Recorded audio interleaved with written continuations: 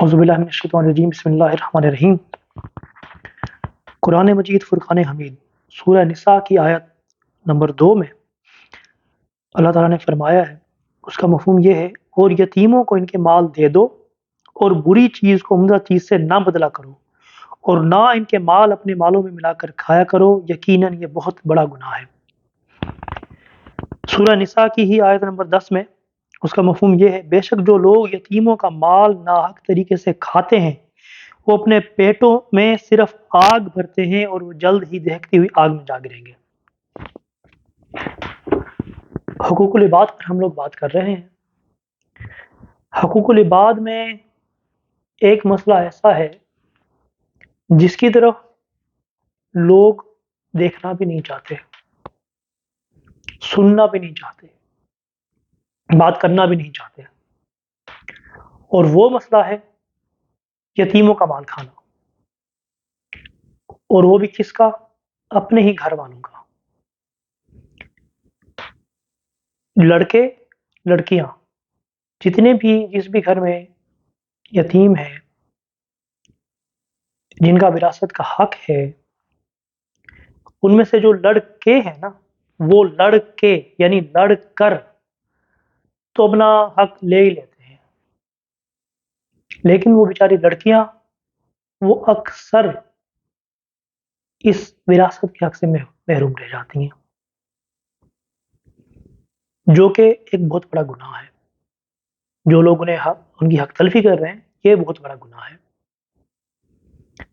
دیکھیں، اگر کوئی شخص چاہے 5 وقت با جماعت نماز پڑھتا ہو، اس نے زندگی میں کئی بار حج کر لیا ہو،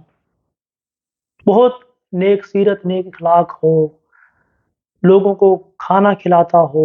مجبور لوگوں کی مدد کرتا ہو یا کرتی ہو، لیکن اسی شخص نے اپنے ہی گھر میں اپنے چھوٹے چھوٹے بہن بھائیوں یا چھوٹی بہنوں، یا کبھی کبھار ہو سکتا ہے کہ وہ چھوٹا ہو لیکن اس سے بڑے بہن یا بھائی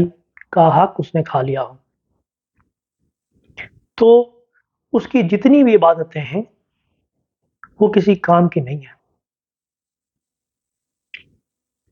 اس نے اللہ کو جب ناراض کر کے رکھا ہوا ہے اور اپنے جتنے بھی اعمال ہیں وہ سمجھتا ہے کہ میں بڑا نیک انسان ہوں اور میں نے تو حج کر لیا ہے، میں دھل گیا ہوں، صاف ہو گیا ہوں، ایسا نہیں ہے۔ قرآن میں اللہ نے واضح حکم دیا ہے کہ ان کی جو چیز ہے وہ آپ اچھی اور بری سے بھی نہیں بدل سکتے، یعنی کہ ایک شخص جو جن کا وصال ہو گیا ہے، اب ان کے بعد جو ان کا ترکہ ہے، وراثت ہے، اس میں سے ہر چیز یکساں تقسیم ہوگی۔ ایسا نہیں ہے کہ ان کی 2 طرح کی پراپرٹیز تھیں، ایک پراپرٹی کمرشل تھی اور ایک پراپرٹی ریزیڈینشل تھی، تو ریزیڈینشل پراپرٹی میں تو حق تقسیم کر دیا، کمرشل میں نہ کیا، یا کمرشل میں کیا اور ریزیڈینشل میں نہ کیا تو غلط ہے۔ اگر ایک قسم اس سے زیادہ کسی کی پراپرٹیز تھیں، کسی کی ایگریکلچر ہے تو وہ بھی تقسیم ہوگی، کسی کی اور کوئی اسٹ تھے، گاڑی ہے،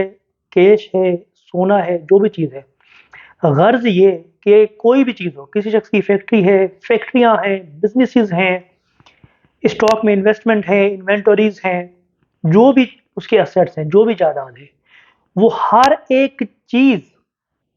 اس کی تمام تر اولاد میں حق وراثت کے حساب سے تقسیم ہوگی۔ اب جو لوگ اس پر عمل نہیں کر رہے اور وہ سمجھ رہے ہیں کہ ہم حق پر ہیں، تو یہ غلط ہے۔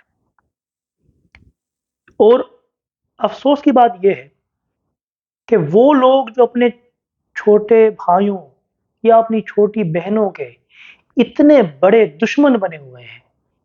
یا اپنے ہی بے شک بڑے ہوں، اپنے ہی سگے بھائی یا سگی بہن کے اتنے بڑے دشمن بنے ہوئے ہیں کہ اس کا حق کھا کے بیٹھے ہوئے ہیں اور اللہ کے عذاب سے نہیں ڈرتے، اور بالخصوص پھر ان کے ساتھ ان کی معاونت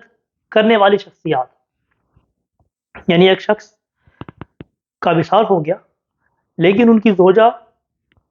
حیات ہیں، اب ان کے بڑے بیٹے نے یا بڑی بیٹی نے یا درمیانے بیٹے یا درمیانی بیٹی نے باقی اپنے بہن بھائیوں کے حق میں سے کچھ یا بہت یا مکمل حق تلفی کر لی. اب وہ عورت جو زندہ ہے، ان بچوں کی ماں ہے، اگر وہ اپنی موجودگی میں یہ دیکھ رہی ہے اور وہ تقسیم نہیں کروا رہی صحیح، اور وہ کسی ایک طرف زیادہ مائل ہے، اگر غلط طرف مائل ہے، تو وہ بھی عذاب کی اسی طرح مستحق ہے جیسا کہ قرآن میں بیان کیا گیا ہے کہ وہ اپنے پیٹ صرف آگ سے بھر رہے ہیں اور پھر وہ اس آگ کے لیے تیار رہیں. تو دیکھیں، نماز پڑھنی ہے، روزہ رکھنا ہے، زکوٰۃ دینی ہے، اگر ان تمام چیزوں کو آپ نے پاکیزہ رکھنا ہے، آپ چاہتے ہیں کہ آپ کی عبادتیں قبول ہوں، یتیموں کا حق دیں اور پھر عبادت کریں. جب تک آپ یتیموں کا حق نہیں دیں گے، آپ کی عبادتیں غارت. وما علینا الا البلاغ.